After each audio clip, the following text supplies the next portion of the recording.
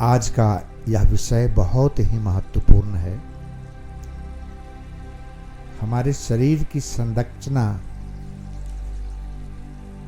इस संरचना में शरीर, मन और आत्मा, मुख्यतः यह 3 बिंदु है जिस पर हम आज चिंतन मनन करेंगे। शरीर और आत्मा के बीच में मन है और शरीर में 5 इंद्रियां हैं।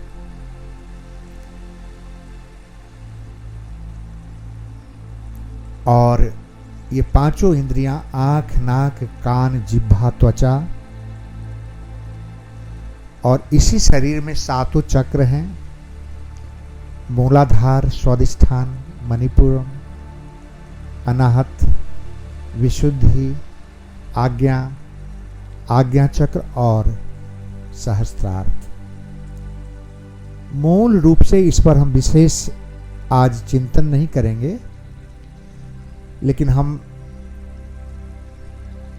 साधारण तरीके से यह समझेंगे कि जन्म लेते ही जीव के अंदर यह जो 5 गुण मूलाधार के विशेष रूप से है, काम, क्रोध, मोह, लोभ, अहंकार, इसका हमारे अंतर में, हमारे शरीर में, मन में, विचारों में उसका असर देखा जाता है। अब परिस्थितियों के मुताबिक इनमें से हम जिससे भी चाहें आगे बढ़ सकते हैं, भारीपन पैदा कर सकते हैं, अनियंत्रित हो सकते हैं।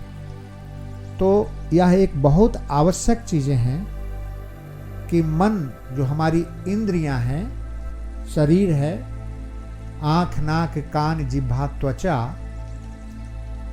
अगर मन की सुई शरीर की तरफ है और या फिर मन की सुई आत्मा की तरफ है, तो आत्मा क्या है? सूक्ष्म उस परम सत्ता का स्वरूप है जिसका स्वभाव है प्रेम, करुणा, वैराग्य।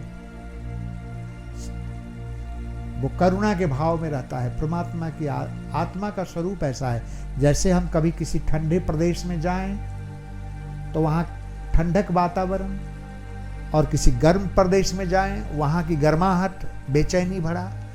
तो ठीक इसी तरह से मन जब शरीर की तरफ, मन की सुई जब शरीर की तरफ होती है तो शरीर में इंद्रियां हैं। अब इंद्रियां चाहती है क्या भोग लें, क्या खा लें, कितना अधिक से अधिक हम अर्जन कर लें अपने जीवन में, और निरंतर इन्हीं चीज़ों में हम भरमाते रहते हैं। आजीवन कष्ट पाते रहते हैं, तरह तरह के शारीरिक आनंद की खोज में, जो क्षणिक है। यह आनंद क्षणिक है, चाहे हम जितना भोग लें, जितना अधिक से अधिक हम अपने आप को, जितना अधिक बढ़ता जाएगा उतनी ही बेचैनी बढ़ती जाएगी, उतनी ही तकलीफ, उतनी ही पीड़ा।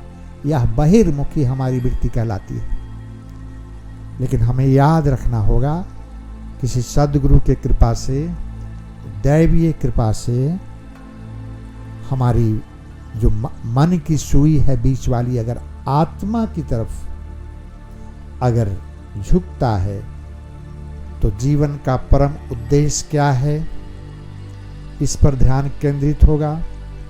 शारीरिक जो सुख है, अब हम उस रहस्य को जान चुके हैं। अब निरंतर 24 घंटे दैवीय चिंतन में मन रहेगा अगर आत्मा की तरफ, क्योंकि आत्मा के जो प्रदेश है, वहाँ का जो वातावरण है, उसकी तरफ अगर मन गया है तो यही भाव पैदा होगा, ईश्वरीय चिंतन के भाव। ईश्वरीय चिंतन के भाव में जहाँ आनंद का बोध होता है, करुणा, प्रेम, वैराग्य की दशा पैदा होती है। तो संतों ने जो अलग अलग तरीके से ये सब प्रक्रियाएं बताई हैं साधना के लिए, उसका मूलतः अर्थ यही है कि मन को बहिर्मुखी न होने दे, अंतर्मुखी आत्मा की तरफ उस सुई को जाने दे, और 24 घंटे हम ईश्वरीय चिंतन में काम करते हुए, उठते, बैठते, खाते, पीते, जो भी कर्म हम कर रहे हैं, क्योंकि शरीर मिला है तो इस शरीर को जीवित रखने के लिए बाकी जो सांसारिक जवाबदेही है, रिस्पॉन्सिबिलिटी हमारी है, उसके लिए हमें कर्म तो करना पड़ेगा। लेकिन वो सब कर्म हम परमात्मा की याद में कब करेंगे, जबकि हमारे मन की सुई आत्मा की तरफ झुका रहता है। तब हम दैवीय संरक्षण में अपने आप को पाते हैं, आनंद की दशा में हम अपने आप को अपना जीवन व्यतीत करते हैं। हमें याद रखना होगा